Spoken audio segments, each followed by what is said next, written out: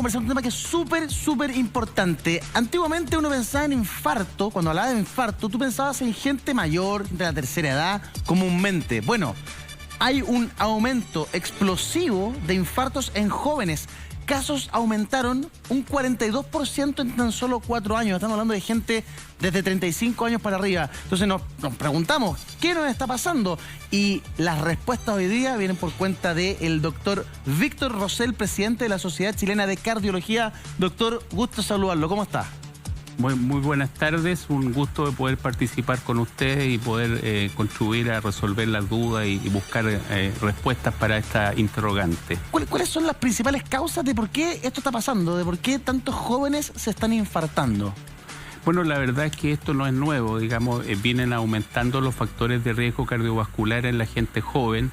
Y por lo tanto empiezan a aparecer estas enfermedades que antiguamente aparecían más en gente de edad avanzada y en gente más joven. Por ejemplo, el aumento del sedentarismo, la hipertensión, el tabaquismo, la falta de ejercicio, etcétera, la alimentación inapropiada, son todos factores que pueden contribuir a la aparición de enfermedades cardiovasculares. Ahora sumamos todo lo que ha significado la pandemia, con sedentarismo, mala alimentación, falta de ejercicio, estrés, etcétera, también pueden contribuir a esto. ¿Quiénes sufren más infarto, las mujeres o los hombres? Los hombres en general sufren más infartos, sin embargo, los infartos pueden ser más graves y con más complicaciones en la mujer. Eso es un concepto que hay que, digamos, cambiar. La enfermedad cardiovascular en la mujer es muy importante y está poco visualizada frente a otras enfermedades, por ejemplo, como el cáncer de mama. Mira, ¿Qué los síntomas son exactamente los mismos de siempre? El dolor en el brazo, el elefante que se te para en el pecho, el dolor en el pecho, ¿es más o menos lo mismo o hay otros síntomas? Sí, el síntoma más clásico por todos conocido y es porque siempre se recomienda que consulten a un servicio de urgencia del dolor al pecho, que es un dolor en el centro del pecho, que en general es como una opresión en el pecho, y este dolor puede estar localizado solo acá o irradiarse hacia el cuello, mandíbula o hacia el brazo izquierdo. Sin embargo, hay otras localizaciones que uno no tiene que olvidar. A veces pueden ser dolores en la zona del estómago, digamos, epigástrico se llama este sector. Sí, yo he escuchado que a muchas mujeres les da como un ardor, como si tuvieran una especie de gastritis, y finalmente no es eso, sino que es un infarto. ¿Es más común en las mujeres ese síntoma? Sí, en las mujeres en general los cuadros clínicos pueden ser menos clásicos y por lo tanto cuesta un poco más el diagnóstico. Eso también es un problema en el diagnóstico del infarto en la mujer. Ahora, obviamente pueden haber otras manifestaciones aparte del dolor al pecho, tales como sensación de ahogo, eventualmente algún desmayo, sensación de arritmia o palpitaciones. Pero así como concepto general, el dolor al pecho es el síntoma más clásico. ¿Cuál es la diferencia entre un preinfarto y un infarto?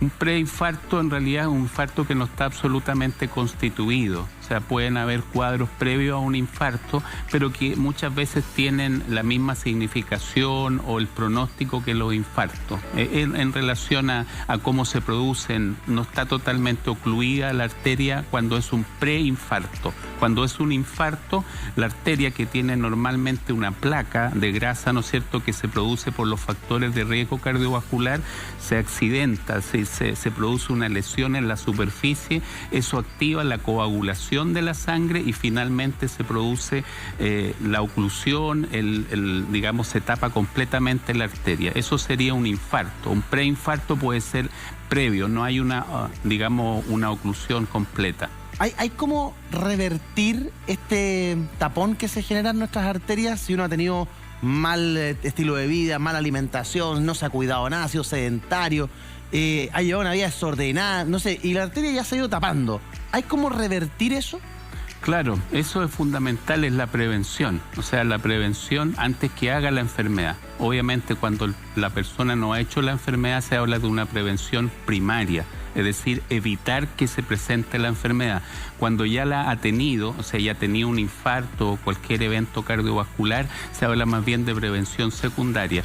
¿Cuál es la forma de prevenirlo? Bueno, tratando los factores de riesgo. O sea, si una persona es hipertensa, por ejemplo, hay que diagnosticar la hipertensión y tratarla en forma adecuada, que existen muchos tratamientos que permiten controlar en forma correcta la hipertensión, y en nuestro país existe el plan de garantía explícita de salud salud para tratar la hipertensión, la diabetes, el control correcto de la diabetes, el tabaquismo, ¿no es cierto?, dejar de fumar, tener actividad física en forma regular y una alimentación saludable. Bueno, y tratar los problemas del colesterol en la sangre. Eso es para prevenir. Ya. Doctor, cuando vemos esta imagen, ¿esto es un infarto lo que estamos viendo o es un preinfarto? ¿Qué significa esto? No, esto que aquí se visualiza es, bueno, una arteria coronaria y esto es una placa aterosclerótica. ¿Y esto por qué se produce, por ejemplo? Estos son los factores de riesgo cardiovascular. Esta es una placa que se produce por alteraciones del vaso sanguíneo en relación a la hipertensión, a la diabetes, al tabaquismo y a los problemas del colesterol. Por eso esto es lo que uno tiene que prevenir. Ahora, esta placa que ustedes ven acá, que aquí lo que se visualizan son los glóbulos rojos que van pasando por esta zona que está estrecha, porque el lumen, digamos, el espacio del vaso, este es lo normal. Eso es lo normal, esto está estrecho, ¿ya? Ahora, esto puede que dé síntomas. Esto puede que la persona experimente síntomas, dolor al pecho, por ejemplo, al caminar, al hacer un esfuerzo. Cuando hay un infarto, esta misma placa, lo que yo les comentaba, se accidenta. Aquí se produce una fisura, una pequeña herida y todos estos elementos sanguíneos se adhieren ahí junto con las plaquetas y terminan por ocluir el vaso. Claro. Y eso es lo que produce el infarto. Pregunta, doctor. ¿Es verdad que si me tomo un ácido acetil salicílico, ¿cierto? ¿Así se dice? Sí. Al día, ¿prevengo que se forme ese tapón? Pregunta muy importante.